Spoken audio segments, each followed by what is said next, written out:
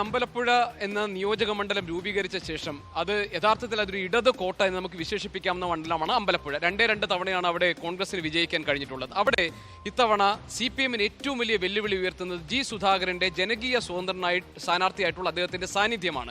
അതെന്തുകൊണ്ട് CPM-ന് വിരളി പിടിപ്പിക്കുന്നു എന്ന് പറഞ്ഞാൽ, നേരത്തെ ഇവിടെ സൂചിപ്പിച്ചതുപോലെ തന്നെ ജി സുധാകരന് മന്ത്രി എന്ന നിലയിൽ, അവിടുത്തെ കമ്മ്യൂണിസ്റ്റ് പാർട്ടിയുടെ നേതാവ് എന്ന നിലയിൽ, 3 തവണ ആ മണ്ഡലത്തെ പ്രതിനിധീകരിച്ച വ്യക്തി എന്ന നിലയിൽ അദ്ദേഹത്തിന് ആ മണ്ഡലത്തിലുള്ള സ്വാധീനവും ഒരു നല്ല ഇലക്ഷൻ മാനേജർ എന്ന നിലയിൽ അദ്ദേഹത്തിന് എന്തൊക്കെ തന്ത്രങ്ങൾ പയറ്റണമെന്ന് അദ്ദേഹത്തിന്റെ രാഷ്ട്രീയ ബോധ്യവുമാണ്.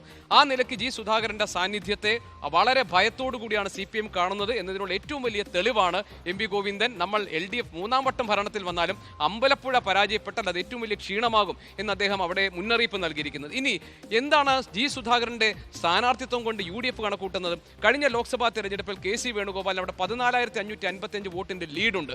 തദ്ദേശ തെരഞ്ഞെടുപ്പിൽ UDF-ന് മികച്ച മുന്നേറ്റം നടത്താൻ കഴിഞ്ഞിട്ടുണ്ട്. പക്ഷെ അതുകൊണ്ട് മാത്രം UDF-ന് അവിടെ കരകയറാൻ പറ്റില്ല എന്ന് അവർക്കറിയാം. അതിന് അവർക്ക് കിട്ടിയ ഏറ്റവും മികച്ച അവസരമായിട്ടാണ് ജി സുധാകരന്റെ സാന്നിധ്യത്തെ, സ്ഥാനാർത്ഥിത്വത്തെ UDF കാണുന്നത്. അതുകൊണ്ട് നേരത്തെ ഇപ്പോൾ ഇവിടെ ഒരു പരാമർശം ഞാൻ കേട്ടത്, ജി സുധാകരൻ BJP വോട്ടുകൾ എനിക്ക് കിട്ടും അല്ലെങ്കിൽ അദ്ദേഹം അതും നേടാമെന്ന് പറഞ്ഞ് ഒരു അത്ഭുതവുമില്ല. SDPI വോട്ടുകൾ വേണ്ട എന്ന് CPM പറഞ്ഞിട്ടില്ല. SDPI വോട്ടുകളുടെ കാര്യത്തിൽ ഇടതുപക്ഷം പ്രത്യേകിച്ച് എന്തെങ്കിലും ഒരു നിലപാട് സ്വീകരിച്ചിട്ടില്ല. വോട്ട് വേണ്ട എന്ന് പറയുന്നില്ല. സ്ഥാനാർത്ഥി കഴിഞ്ഞ ദിവസം സംസാരിച്ചപ്പോൾ പറഞ്ഞത് വെൽഫെയർ പാർട്ടിയുടെ വോട്ടുകൾ വന്നാലും ഞാൻ വോട്ടുകൾ സ്വീകരിക്കുമെന്നാണ്. അതായത് വോട്ടിന് ആ നിലയ്ക്ക് ഒരു ഐത്തമില്ല.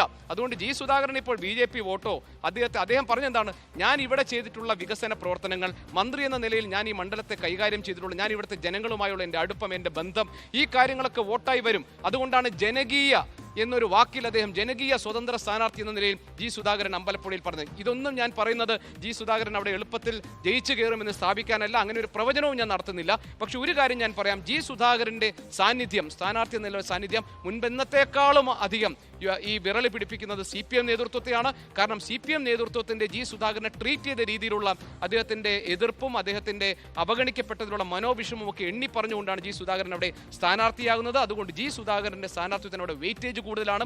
ഒരുപക്ഷെ വോട്ട് എണ്ണി തുടങ്ങുമ്പോൾ രാഷ്ട്രീയ കേരളം ആകാംക്ഷയോടുകൂടി ഉറ്റുനോക്കുന്ന മണ്ഡലം അമ്പലപ്പുഴയായിരിക്കും. അതിൻ്റെ ഇടയ്ക്ക് ഒരു വിയോജന കുറിപ്പ് എന്താ പറയാൻ വോട്ട് വേണ്ട CPM ജനറൽ സെക്രട്ടറി എന്ന കൃത്യമായ വിഷയത്തിൽ വളരെ ആധികാരികമായി തന്നെ സമയമെടുത്ത് തന്നെ പ്രതികരിച്ചിട്ടുണ്ട്. SDPIയുടെ നിലപാട് ജയരാജൻ പറഞ്ഞത് ജനറൽ സെക്രട്ടറി, ഞാൻ CPM ജനറൽ സെക്രട്ടറിയുടെ കാര്യമാണ്.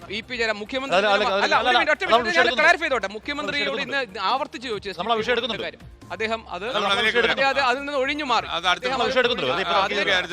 നമുക്ക് അതിന്റെ വോട്ട് ഷെയർ കൂടി അമ്പലപ്പുഴയിലെ കാര്യം ഒന്നുകൂടെ വിലയിരുത്തിയാൽ നന്നായിരുന്നു. അമ്പലപ്പുഴയിലെ വോട്ട് ഷെയർ നമുക്ക് നോക്കാം. അത് 2006, 2011, 2016, 21 ഈ വർഷങ്ങളിൽ അല്ലെങ്കിൽ ഈ തെരഞ്ഞെടുപ്പുകളിൽ 2006 നിയമസഭാ തെരഞ്ഞെടുപ്പിൽ ജി സുധാകരൻ ഇടതുമുന്നണി സ്ഥാനാർത്ഥിയായിരുന്നു. 50,040 വോട്ടാണ്. ജി സുധാകരന്റെ അമ്പലപ്പുഴയിലെ പ്രകടനം നോക്കുമ്പോൾ ഓരോ തവണയും അദ്ദേഹം മത്സരിക്കുമ്പോൾ വോട്ട് അദ്ദേഹത്തിന്റെ ഭൂരിപക്ഷം കൂട്ടുന്നതാണ് നമ്മൾ കണ്ടിട്ടുള്ളത്.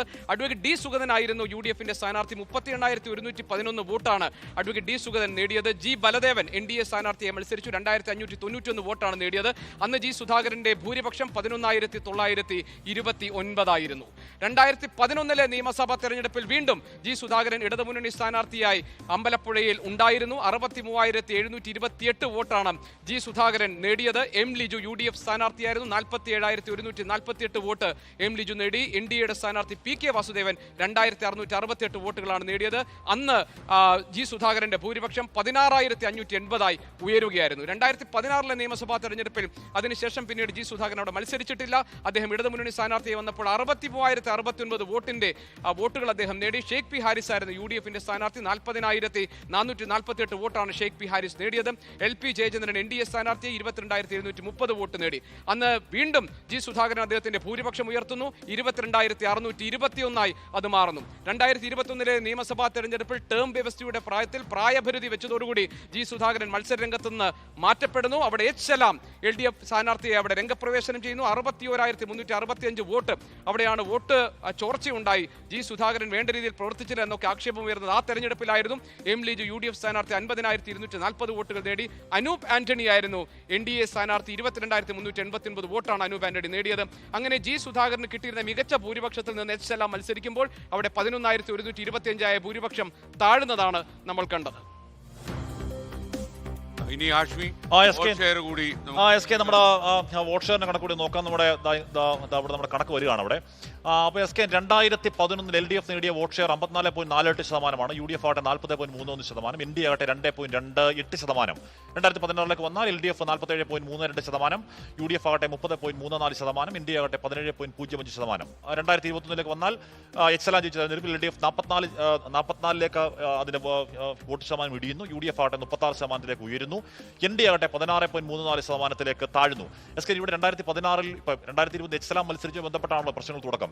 2021 എക്സലാം മത്സരിക്കുമ്പോൾ അവിടെ സ്ഥാനാർത്ഥി എം ലിജു ആണ്, അതുകൊണ്ടാണ് അത്രയും ഉണ്ടാകുന്നത്. 2016 വരുമ്പോൾ അവിടെ എനിക്ക് തോന്നുന്നു ഷെയ്ഖ് പി ഹാരിസ് ആണല്ലേ, ഷെയ്ഖ് പി ഹാരിസ് ആണ് സ്ഥാനാർത്ഥി, അതുകൊണ്ടാണ് ഒരുപക്ഷെ ആ പ്രശ്നം കൂടി അവിടെ ഉണ്ട്. എന്ന് പറഞ്ഞാൽ വലിയ 24,000 വോട്ടിന്റെ ഭൂരിപക്ഷത്തിൽ നിന്നും നന്നേ 16,000 വോട്ട് ഭൂരിപക്ഷത്തിലേക്ക് എക്സലാം ഭൂരിപക്ഷം ഇടിഞ്ഞു. അതാണല്ലോ അവിടെ ഭൂമികുലുക്കങ്ങൾക്കും ഏറ്റവും ഒടുവിൽ ജി സുധാകരന്റെ സ്ഥാനാർത്ഥിയിലേക്ക് പോലും നയിച്ച പൊട്ടിത്തെറിക്കും കാരണമായത്.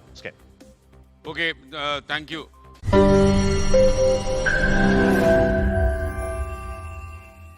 ലോകത്തെവിടെയായാലും ഏത് സമയത്തും 24 വാർത്തകളും ഓഗ്മെന്റഡ് റിയാലിറ്റി പാക്കേജുകളും എക്സ്പ്ലെയിനറുകളും വിശദമായി കാണാൻ ഞങ്ങളുടെ യൂട്യൂബ് ചാനൽ നിങ്ങൾക്ക് സബ്സ്ക്രൈബ് ചെയ്യാം.